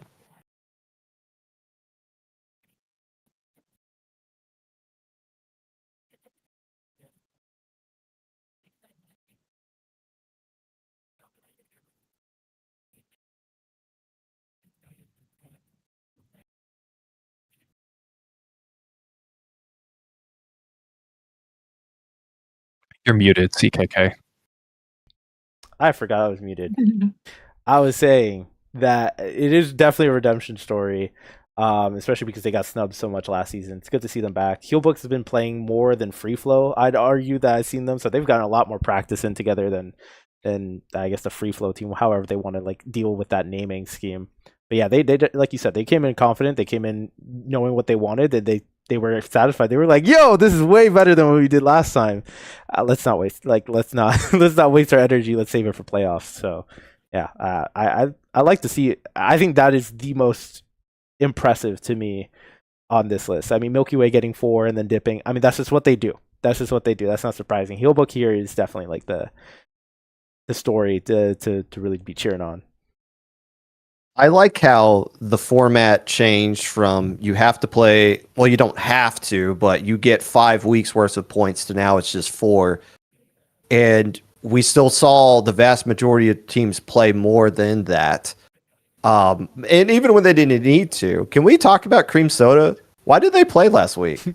Because I understand they were frustrated because they got DQ'd because they didn't check in the first week that they met, and rightfully so. Like, I understand the frustration with that, but even the points they got with that, because I think they won 2 other weeks before then, they were in 2nd place.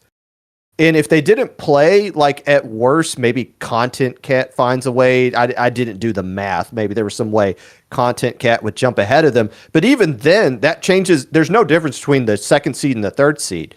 Do you think Cream Soda really cares about seed 6, 7, and 8, like who they would actually play there? And once you beat that, you played the 2 or 3 seed anyways. It's the only difference is they wouldn't get control of the mode in game 1. They would have to pick the stage, which seems like the plus. It seems like the advantage you would want to have. So So I have thoughts about this, but I want to hear if Shaq has an opinion, because I know, Shaq, you haven't really chimed in yet as a top level player who's kind of at the Cream Soda caliber and higher too. Why, as a team, would they play when they pretty much know they're guaranteed a spot in the top 8? I can't give you a good answer for this because I don't know. Actually, I was thinking about it when popgun was talking about it, and I was like, oh, maybe they'll get bumped into 4th seed, but if that's really not a concern, I think the only thing that's left is like synergy, just practicing together. I'm pretty sure, correct me if I'm wrong, I think Wave is on that roster. yes. And I don't think Wave really plays the game outside of the NA League events. So I think just getting like a good 6 hours of games and familiarity with that player just added is beneficial. That's like my best guess. My thoughts are, when else are we going to have this opportunity to be on a channel that has 10 million subscribers on YouTube? Like, even if you don't have to play, when else are you going to show that you can do this at this level and just have the content out there. And that's exactly why a lot of these teams in the preseason played, where they knew it didn't matter. I'm thinking Rainfall, for instance. This is a Ludi Division 7 team who played.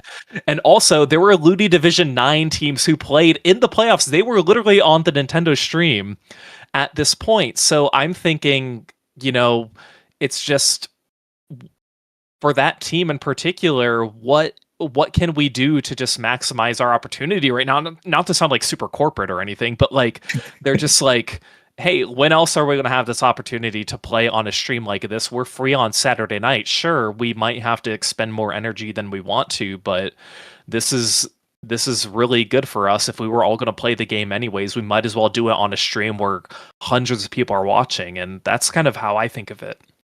The irony here is that the team that benefited the most from Cream Soda playing was not Cream Soda, it was Scuba.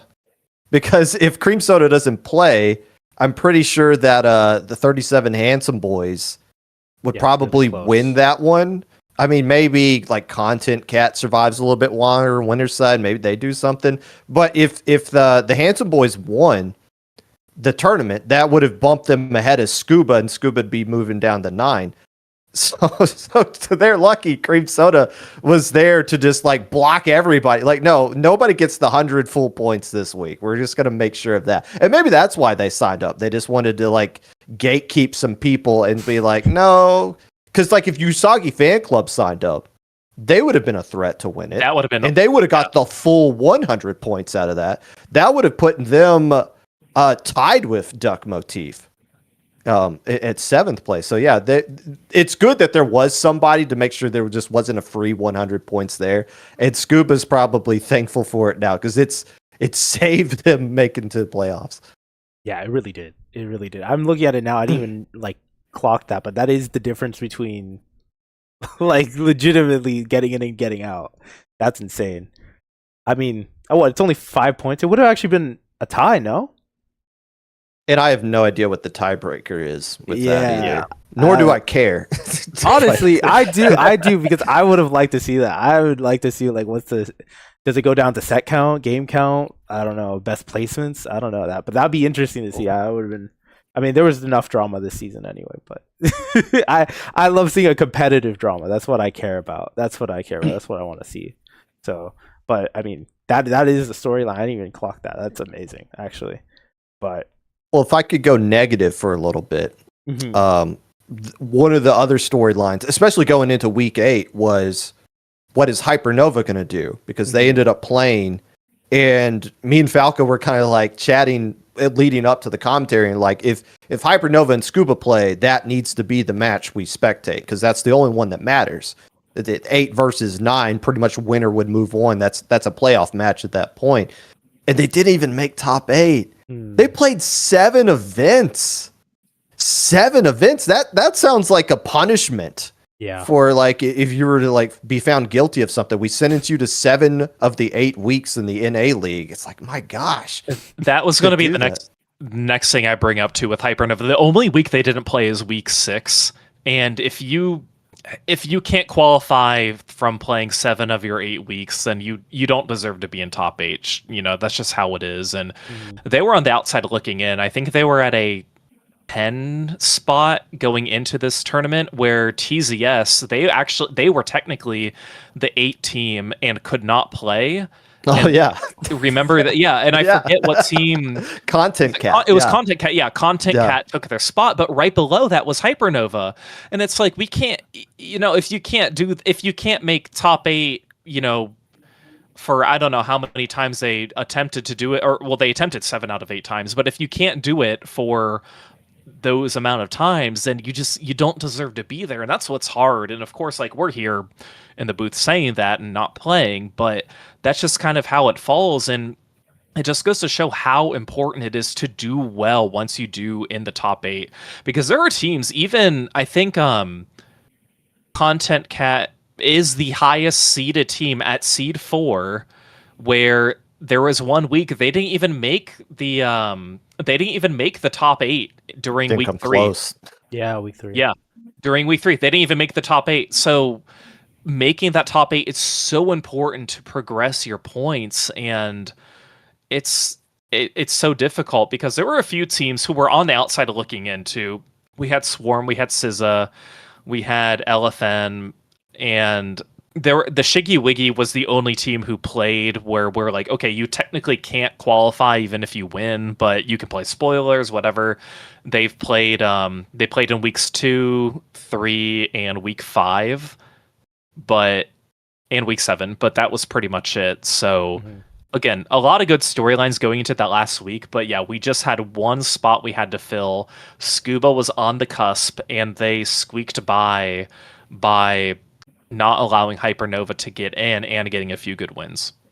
And we were kind of debating if Content Cat was going to get bumped up to ninth, because they played that last week, and that was another team like you have nothing to gain. If they got like 4th place, I think they gained a total of 5 whopping points, which does nothing for them almost. But I think they were just playing that week just for like, I think they were grinding out a different play style and just practicing it beforehand. And that week too, I actually was talking to Pika that Saturday, and they were like, yeah, like, we don't know if we're going to play today. We signed up, but we don't really know. So it was even a day of decision. So again, the teams who register on the day, that doesn't mean you have to play, obviously. It just means you are eligible to play. So it became that much more surprising, but with them playing too, it threw another curveball, which was a lot of fun for us to see at least. But yeah, made it a little trickier for teams on the outside looking in. And the reason I bring up Hypernova is not to be negative. Oh, you guys didn't know it. It's because I want Hypernova to be good because they had so much potential. They've been a team for over a year now, which is something we don't see consistently. So that's a big check mark for them. They're active in events, and they had this great rivalry last year with Moonlight. They were consistently beating them.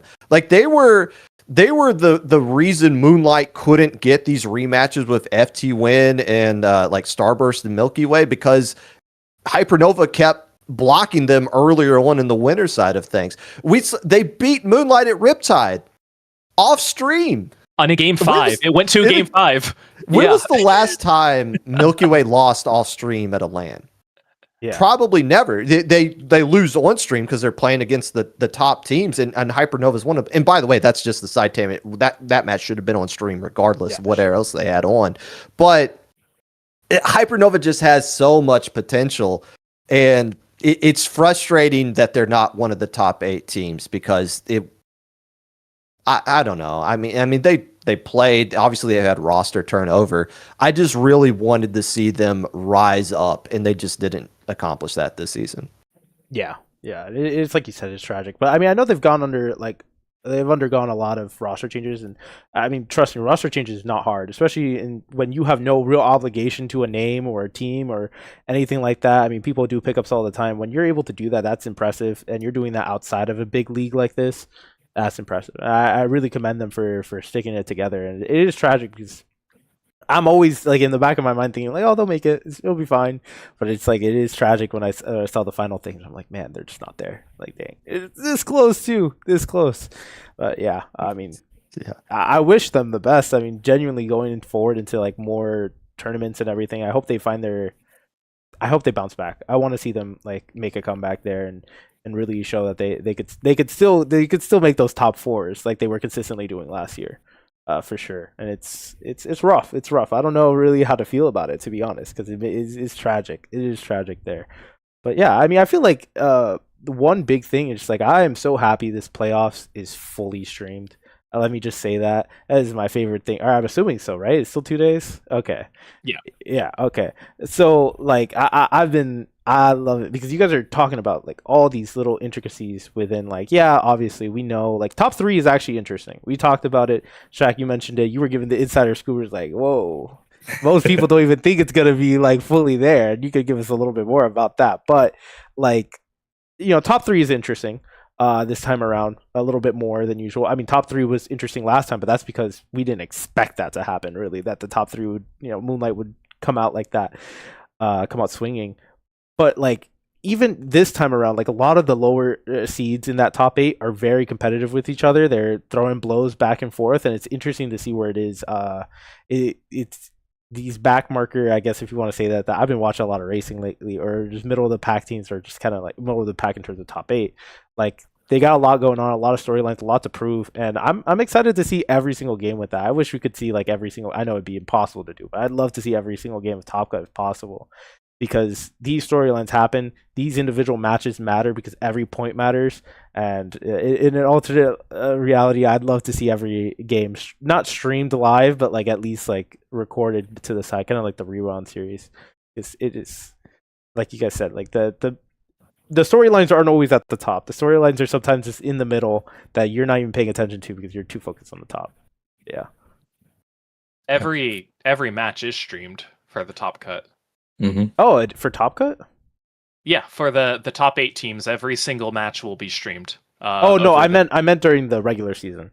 Oh yeah, okay. Yeah, no, because I'm those sorry. little Yeah. points, like you don't think it matters, but like it would have been nice to be like, dang, that's the moment they fell into the water. That was the moment that cost them the points that could have gone into the game. And it's like, and there are so many points. Like I know Popgun and I, at least prior to on Saturday, we were looking through, and I was looking at the ladder stage. Like, oh, this team already faced this team. It ended 2-0 or 2-1 or whatever. I wonder what happened. So like, there were things that we didn't know unless we happened to watch a player's POV. And I know Popgun, you had a better grasp at that than I did. I wasn't really able to do that beforehand, but it was still good to see. I know. I think you said members of Hypernova, like Synapse was streaming, I believe. Yeah. And you watched their POV, yeah. Yeah, and well, I mean, that's because I knew that was the most interesting team of the week. So I was trying to get as much info. And it's unfortunate for them. There were so few teams signed up that they played pretty much everybody that made top 8.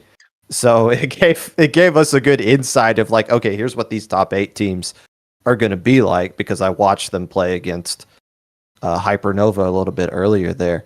I think you brought up a good point, CKK, and I don't think it was the point you meant to bring up, but it's still a interesting talking point. With every match being played in this upcoming playoffs, it's in Shaq, I feel like you've done some Nintendo events that have been like this before, where you play your match, and then the next match you play is like 3 hours later. And then it's like, how do you deal with those extreme long waits as you just play your match and it's like, okay, well, we got to wait for everybody else to catch up, and that takes forever. Yeah, back then with FTUN, they did the exact same thing. I'm like 90% sure every single NA Open or whatever it was called at the time. We would do our match, and then we'd have to wait for all the other matches to finish to then go on to the next round of the bracket. All in the, I guess, they made it like a 2-day thing, I think, as well. But like the main thing we would do is every break would be like 2 hours long, like, or the first break from top 8 to top 4 is like 2 hours. Top 4 to I guess finalists is like an hour. We would scrim Europe basically if we could in the downtime. Not immediately. We'd usually like spend like the last hour or so scrimming against Europe, and then the last 15 minutes, like we had this thing where we'd hop into the training room and just kind of like shoot the dummies and keep our like we were just like keeping our hands warm, right? Because we didn't want to like get, I guess, cold. Whenever you're cold and you play Splatoon when you're cold, like your aim is shaky or something like that, just kind of like keeping you warm. That was like a big thing for us, and it was kind of like our ritual, and I think that's why we did so well. I don't think other people really did that as much back then. Did you have your captain or somebody say like, hey, we have a 10-minute heads up, or just somebody who's keeping an eye on the clock as far as like when you guys need to be available? Yeah, that was my job. I was the responsible one. So I was like, all right, Keo, I know you didn't have breakfast. Go eat before you get hungry and start playing poorly. Drink some water. Hexen would do that. Hexen's whole thing was like, yeah, make sure you guys have a good breakfast, get water, play solo queue, shoot some dummies. Like we had it on lockdown. We had like a whole system. Mm-hmm.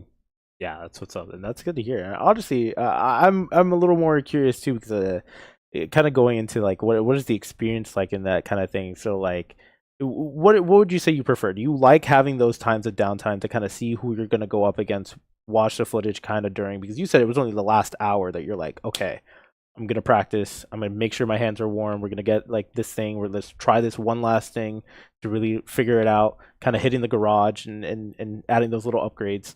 Like, do you like having that time, or do you just prefer just like banging out game after game after game? I don't care who's coming next. I'll just hit them. I don't really have a preference. When you're like going game after game, like you're kind of just running on adrenaline. FT1 was a very adrenaline based team. But when it was like the 2 hour waits or like hour long wait, a lot of the times like we would kind of, okay, what's our game plan? Like if we play this map against this team, like we kind of already know who we're gonna play against, who's gonna win, and who's gonna be our opponent. So I enjoyed both. Like on the adrenaline side, it's like, okay, we're running off adrenaline, we're good off adrenaline. But if we step back a bit, like we're really taking our time to think about what we're gonna do. And so both ways for me, like it was perfect. Like we have like some kind of plus going into the next match. So I'm not a good player to ask this. I think most people would probably prefer to just go back to back. But I'm that unique case who kind of likes taking a step back.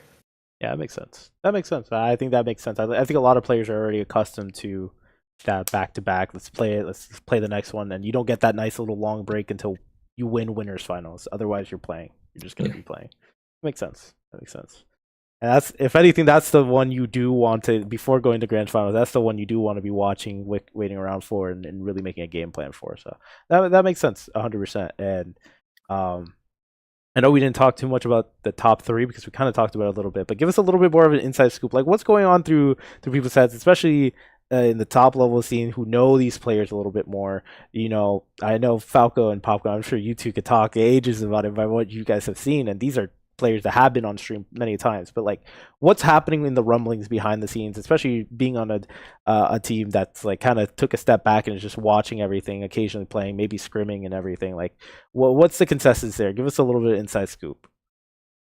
Yeah, sure. So prior to yesterday, I think I would have said, well, most people would say that Milky Way is just going to take it, probably without any problems.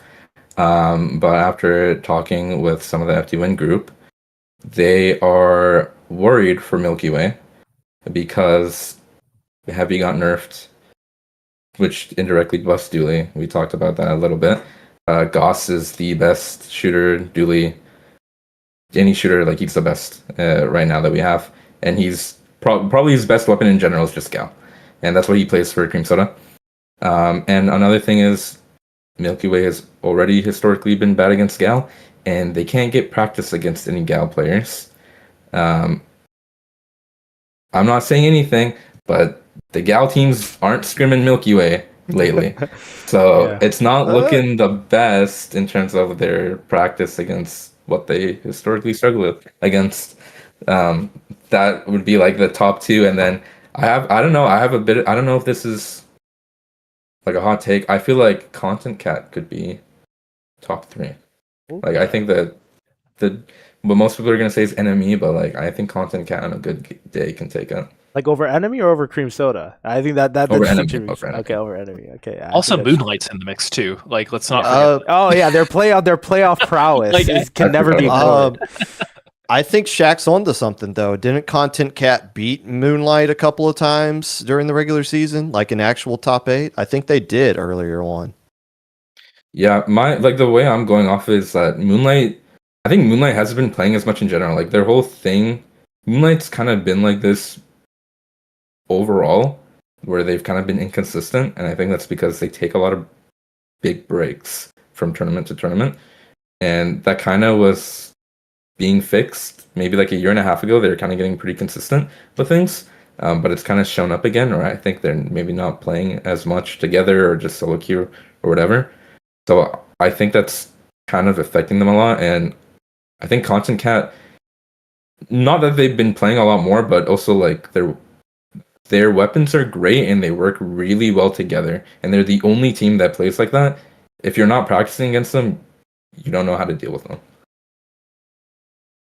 That makes sense. Content Cat's one of the only teams we mentioned teams who played in multiple weeks, but they've only skipped 1 week. They did not play in week 5, so they are on the grind. And I mean, I agree with you, Shaq, that they are motivated and really want to play. They are a 4th seed. That's very strong going into it.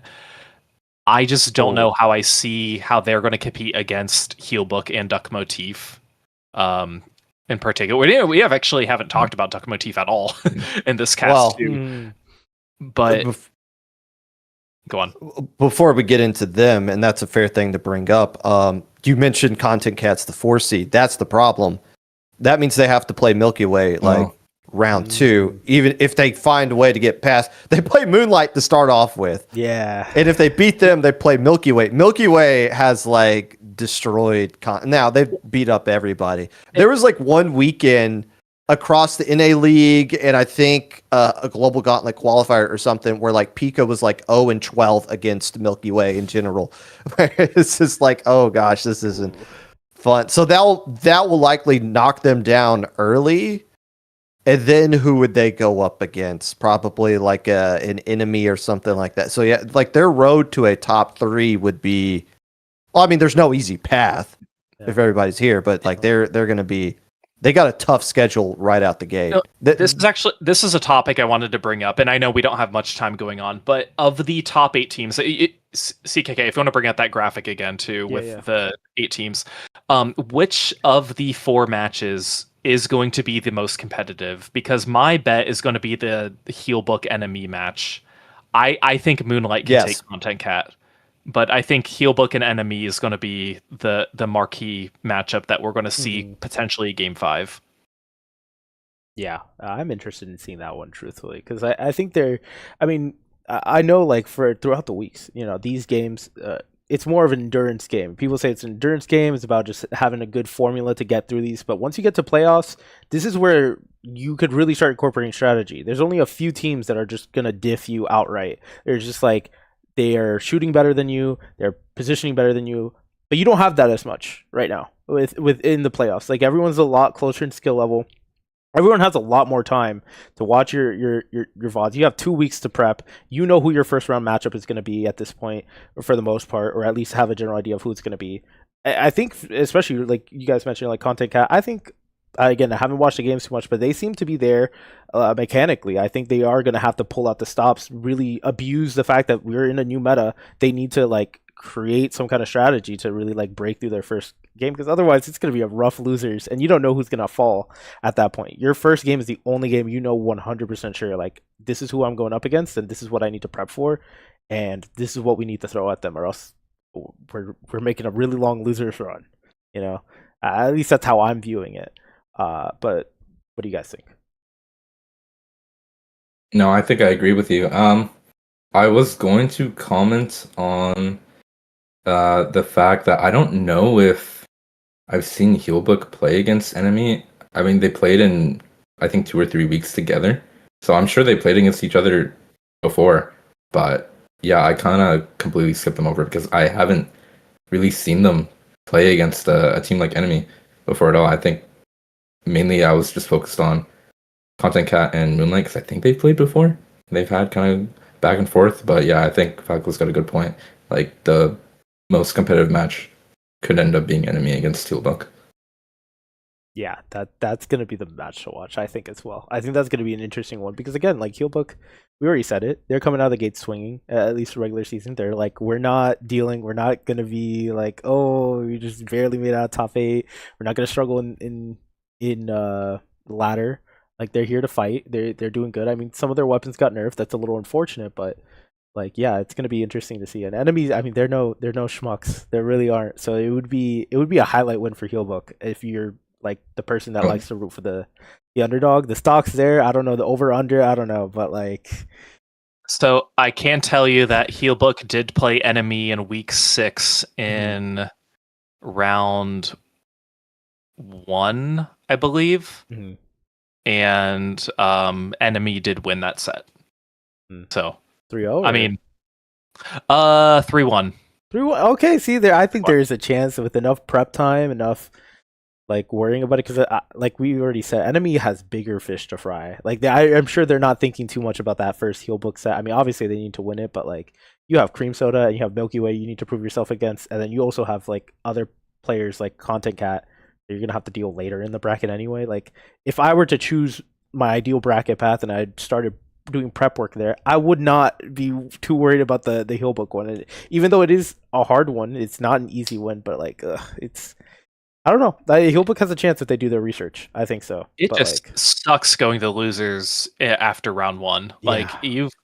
you just have to win every single set Yeah. beyond that. So that's what sucks. And you know, you win your first set. That's a huge plus. And you know, on paper, enemy has the upper edge, but we'll see. I again, that's why we mentioned heal book and enemy is going to be, I think, the matchup that we want to watch.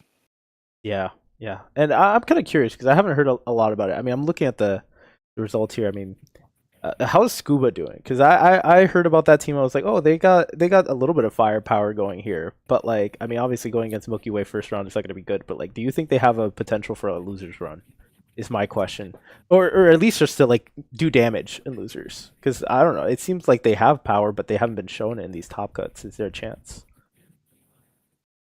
So the matches we saw last week when Scuba was on, they seemed more opt to switch things up when their backs was against the wall, and it didn't work. Like Leafy going back to Nautilus, like this is the pandemic or something. Like I didn't understand that. And it didn't work. It didn't work at all. Against the team they already beat. So I don't know what their potential is. I mean, that's a newer-ish combo of players, and obviously we haven't seen Leafy play a lot in general in the past couple of years. But when they're on Stamper, they seem to be doing all right. It's just how does that team gel? And I also don't know what the future of that team is going forward, if they're going to keep playing or whatnot. So I think this is. I mean, they're not going to beat Milky Way. There's no way around that. And then they would play what? Like the loser of 4-5, Moonlight or Content Cats. Though that's the thing. I have insider info. Their roster is not the roster that they've been using. Scuba? Yeah. Kara is not available, who's been playing Pen for like 8 weeks straight. So now Mecha, who's been staying off Pen because Mecha was initially supposed to just be a sub. So they were just playing shooters. Now Mecha's going back to Pen. Max is coming in with the bucket. And so everything's kind of a big mess for Scuba. Yeah, that sounds like pain. Scuba's back is against the wall, is what you're saying. Yeah. Okay. I mean, obviously you're facing Milky Way round one. You're probably not going to get that win, and okay. Okay, that's interesting. Well, now I'm more interested in Duck Bautista because it seems like Duck Bautista is the only one that can do damage in losers. That information is scary, but I don't know. I'll give it to these players that I think the quality of teams in this top 8 is a lot stronger than last season's top 8, like without a doubt. Like if I had somehow Miracle made a run with F2N and I had to play like day one against these teams, I'd be like a lot more kind of worried than I was last season around, and I still lost in round 2 of last season. The quality of team, like Healbook, for example, has gone way better. And I mean, there's still a week left, right? Maybe Scuba will figure something out. Like Healbook, they lost to Enemy 3-1 in round 1 of top 8, like in an earlier week. But these teams have like gotten so much better in such a short amount of time. I wouldn't be surprised if things change in just a week, depending on who's really grinding. Yeah, I have to say, like on a whole, I've never seen. It's been a while since I've seen this much like rumbling beneath like the giants that we normally call giants all the time. Like this is the first time I think we're seeing like just like high tides raise all ships kind of thing, and the tide is raising quite a bit because we're seeing a lot of teams that are. I mean, they're not there yet. They're not. It's not these coin flip top like podiums really.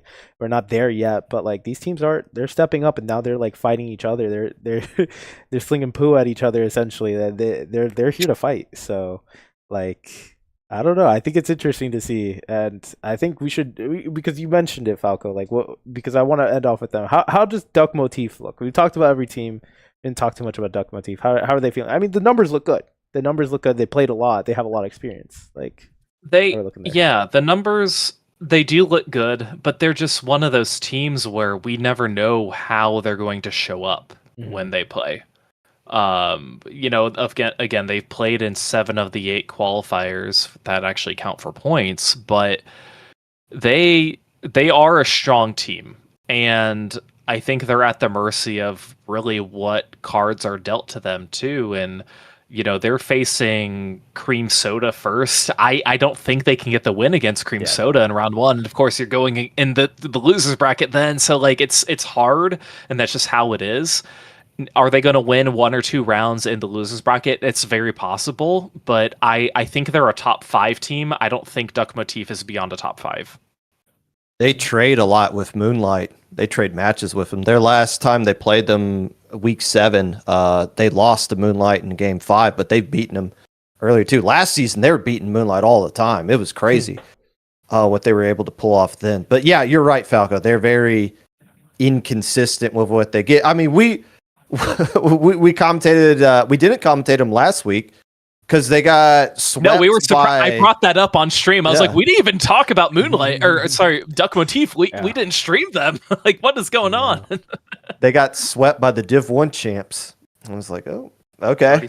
37 handsome boys, yeah. Yeah, and they didn't do good in losers either. That could have just been like a F it, we've already qualified. Let's not waste all the rest of our Saturday. But it also was just like, oh, yeah, that's not a good way to go into the playoffs. That's not strong. I mean, I'm interested. That's pretty much every team though. I'm looking forward to this because I think, like I said, like the top 3, or even let's just say top 4. The top 4, unless Moonlight decides to like, I mean, again, it's possible. We've seen them do it before, but go on another run of their lifetime. Like, it seems like we know what's happening up there. It definitely seems the bottom 4 teams, or the bottom 5 teams, even I'd say, are where the most interesting things are going to be happening in terms of like, you don't know, I wouldn't put my money on it. I don't know, but I would not put my money anywhere near that bottom 5. So like, I'm always interested in seeing like who has the most potential, but like I in terms of a losers run to end it off, like I really like. Everyone loves a losers run. Everyone loves that storyline. Like if anyone out of the bottom 5, like Content Cat down, were to go on a crazy losers run, maybe they go out early. Who would you say is like gonna do damage there? Moonlight, because I could definitely see them losing to Content Cat. Even though I did see they did 3-0 them the most recent time they did play in the league, but I could see them losing and just like having that random Moonlight magic that they get. All the way up, and then upset Cream Soda, and they're in grand finals, and then Milky Way puts an end to all of it. There's a reason why Moonlight came in 2nd place last time around to beat F2 win. I mean, that's just how it is. So I mean, Shaq, I know sore subject for you, but that's just I didn't play. You played day 1. You played day 1. I've never lost against Moonlight. I know. That's true. That's true. But still, just throwing it out there. Yeah. Okay. What about you, Shaq? Who has the most? Who are you putting down most likely to make a losers run? A losers run? Yeah, out of the bottom 5 teams. On the bottom down. 5, I'm stuck. Okay, yeah, because I'm stuck between Moonlight and Content Cat. Because they play so weird, and weirdness is really good against teams who are used to like structure, right? I think I'll give it to Content Cat. Yeah, they're gonna lose to Milky Way in Warner's round 2 if they make it there. No doubt about it. But like, I can see like Heelbook, Duck Motif, Scuba kind of like getting tripped up by the well string on Rainmaker, and then who knows, Pika's gonna bring out something weird. It's just like you can't tell exactly what they're gonna play on each map. They even took that last week to just try out random stuff. Like, who knows what they're gonna come with. I'd give it to Content Cat primarily, but I could see Moonlight, like Falco said, being like that second one. Well, for me personally, I'm against Magic. I keep it real. I like consistency. I'm gonna put my chips on Healbook if anybody, because the biggest part of a losers run is not just, it is magical and it does take magic. So Content Cat Moonlight, I could definitely see that happening, but they've had a lot of ups and downs. I'd put my chips on something that's consistent. I'd say Healbook would be able to, just because you need that consistency going to a losers run. You can't let mentality affect you like that. And at least like I know mentality is a big thing for teams that like fluctuate that much. So we'd have to see. But they also have a lot of prep time. And these teams, like you said, Content Cat, Moonlight, they're very creative. They think a lot of things. They try a lot of things, and especially in a new patch that is going to potentially look at a new meta, that's a possibility. But I'm putting my chips on consistency. I'm doing Healbook. Sorry, Moonlight. Sorry, Content Cap. I gotta be against the grain. Somebody's got to do it. I'll be wrong. I'll be the fall guy if that's the case. Yeah. But with that being said, is there anything we want to end off with in terms of NA League? Any last wishes? Any last bets? Putting it on the table. Put your reputation on the line. Is there anything you guys want to end off with there? If I'm betting anything, Milky Way is going to win. That would be my bet. All right. I'll play devil's advocate and shoot for cream soda, praying that the 52 is back just like Splatoon 2. If anything, cream soda can get some games off of Milky Way and potentially enemy. But Milky Way's got my bet. That'll be their Father's Day present. Yeah. It is on Father's Day, huh? Happy Father's Day to Popgun and Falco. Oh my gosh. I pay zero attention to that. I forgot. Trust me, I got a mouthful. Well, okay. I'll be there commentating, and so I am missing Father's Day for my family. So I got a mouthful for that. But yes, that's not for here.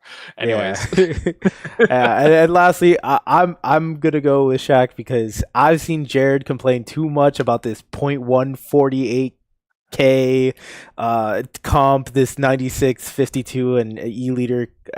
Everyone, I would wanted to be like, actually, that's not how math works. And then someone actually me, so I was like, we all suck at math here. That's why we care about Splatoon and not mathematics, I guess. But yeah, I mean, I smell blood in the water. I smell fear. So I'm gonna give it to cream soda. And plus, I want to see that team win. So that's my personal thing as well. I'll be contrarian as well. Yeah, those are our predictions for the NA League, or just vibe check of the entire league. We'll probably have a proper full prediction thing next week on Splat Chat if I have the time. I definitely want to do that because that's a lot of fun. I enjoy doing those things. But with that being said, I'll give you all the opportunity to plug yourself and lead off. Go ahead down the line, Popgun. Go for it. I just want to thank you for putting this together because I didn't feel like doing a podcast on Monday, even though I had a lot of things to talk about. Which is, I've been in this weird mood where it's like, oh, I got so much to talk about. I just don't feel like on a Monday putting it all together and stuff, especially in the summer. So I decided to use your outlet to get to vent my thoughts out. So just thanks for that. Podcast should be back Monday. I have no idea what I'll talk about. Yes, because I wasted everything here. Oh, well. Yeah. Well, podcast definitely gets a lot more viewers, so a lot more ears, a lot more calls to be taken. Maybe I'll also cameo there as well. Who knows? How about you, Shaq? I won't plug myself. I don't play Splatoon. I'm just watching. But if you play Pokemon Sleep, message me on Twitter or Blue Sky. I have a Blue Sky. You can find me through some FTUN posts there. But please, I have like 2 Splatoon community friends. One of them is 9, the other one quit. So I need more friends on Pokemon Sleep. I've been playing for 3 years. Wow, that's dedication. That's a lot of sleeping. I'm a day 1 player. Like day 1 sleep. It's a grindy game. Really? Yes. I was not aware that it was that serious. My fault. I'll have to check it out. Now, Falco, I know you got a lot going on always. Yeah, so I'm actually streaming for the first time in like 10 months this Saturday, or Sunday, if you want to tune in Sunday night. Have a relaxing Sunday night with me on my channel, Falco Flyer. And I will be commentating the playoffs, so tune in, obviously, when that happens, Saturday and Sunday, June 20th and 21st. You can find that on Nintendo Stream, obviously, on Twitch and YouTube. But thank you guys Thank you, CKK, for hosting us again. I appreciate it. Yeah, exactly. And you'll find more of me here. So make sure to like, subscribe if you're on YouTube. If you're on Twitch, make sure to follow. Also, oh, you don't have a subscribe button yet, but like, stick around. Thank you for watching. Share it with your friends, all that jazz. But yeah, that'll be it. That's the screaming patch episode of Splash Hat because I forgot the number a long time ago. So yeah.